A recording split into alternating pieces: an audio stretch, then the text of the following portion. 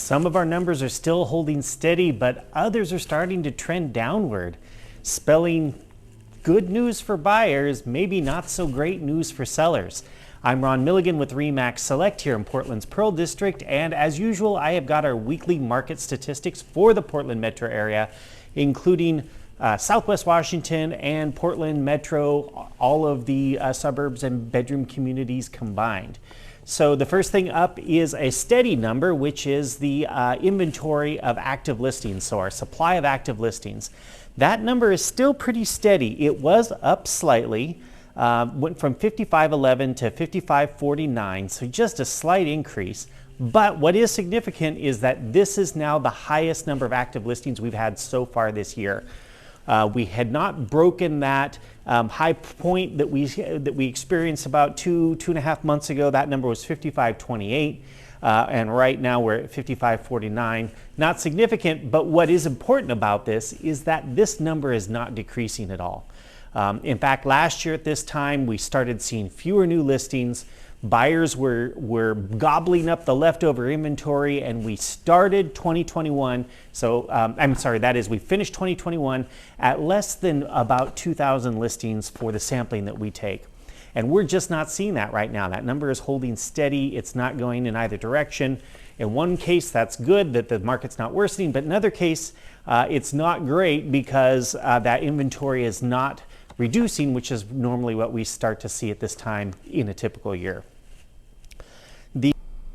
So the number of new active listings came in at 671, which is higher than what we experienced last week. And it's also higher than what we experienced last year at this time, roughly the same time period last year. That number was 653, and that's really only the second time, I believe, if my memory serves me correctly, that we've seen more listings hit the market this year than we did last year. Like I keep saying, this year's been an experience in fewer listings hitting the market than we saw last year. What I think is significant about this is towards the end of the summer and at the beginning of the fall, I've been checking those listings, and a considerable number of those listings that showed up as new were actually older listings canceled and relisted as new listings to get new MLS numbers and new days on market history. This week, I went through about 20 of those listings, and of the 20 that I went through, only three of them, were these repackaged new listings, old listings repackaged as new. The other 17 were actually brand new listings, which is different than what we've been experiencing. And so this was in the price range. It was kind of the meat and potatoes price range between like $400,000 and $600,000 in Portland proper only. And then what I thought is, let's check out what the upper end of the market is doing. Maybe it's a different story up there. So I did the same exercise with homes priced above $900,000. And of those 12 that I looked at, only 2 of those were relisted old listings. The rest of them were all brand new listings. So we are still seeing brand new listings hit the market without as high a percentage of them being old listings repackaged as new. So interesting point there. It's something that we'll just keep an eye on. Of the new pendings, they were down slightly, 567 versus 574 the previous week. That is a little bit lower, but this might start to become our new normal, having these having the new pending deals come in kind of in that mid 500 range. We'll keep an eye on this because it seems like this is starting to become a trend, considerably lower than what we were seeing over the summer and lower than what we saw last year. Last year at this time, that number was around 944, so a lot more activity, like I mentioned earlier, last year versus this year.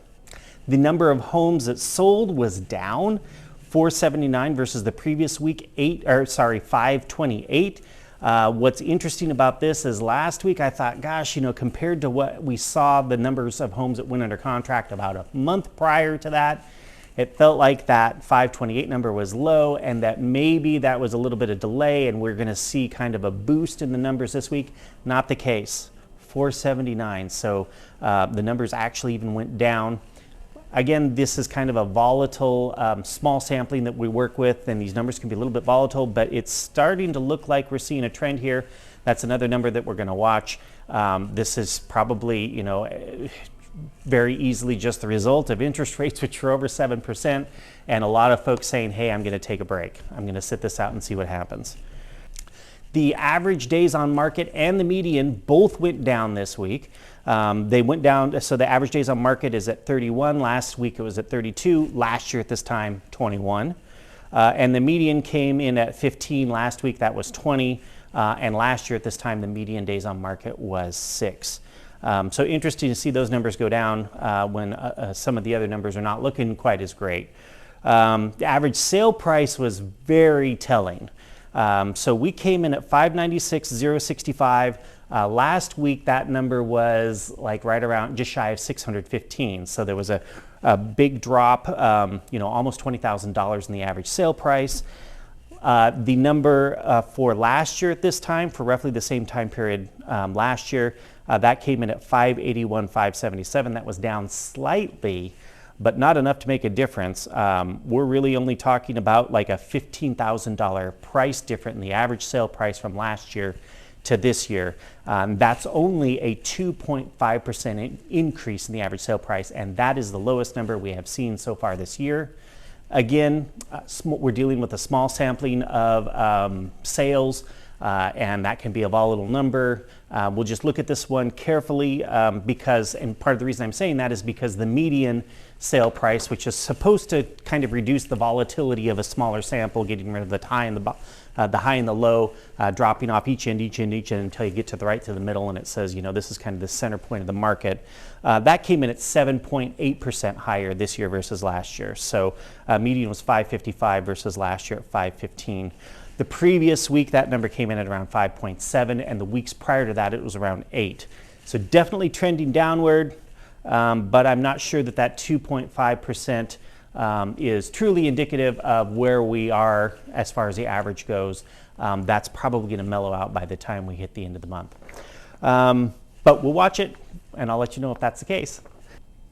The average sale price as a percentage of the original asking price came in, it was a little bit higher than it was the previous week, 96.7, kind of in sync with that decreased number of days on market. So maybe we were experiencing a little more activity at the middle part of September, causing the days on market and the percentage of the original asking price to be a little stronger than they had been. And then the last thing that I think was kind of interesting was the canceled and expired. So that's something we've been watching. The cancels came in at 239 versus the previous week 150. And that number has typically been between like 150, 170. And the expireds came in at 53 versus 29 the previous week. So also an increased number there. And as we saw with our new active listings, not a lot of those seem to be old listings that are being repackaged as new listings.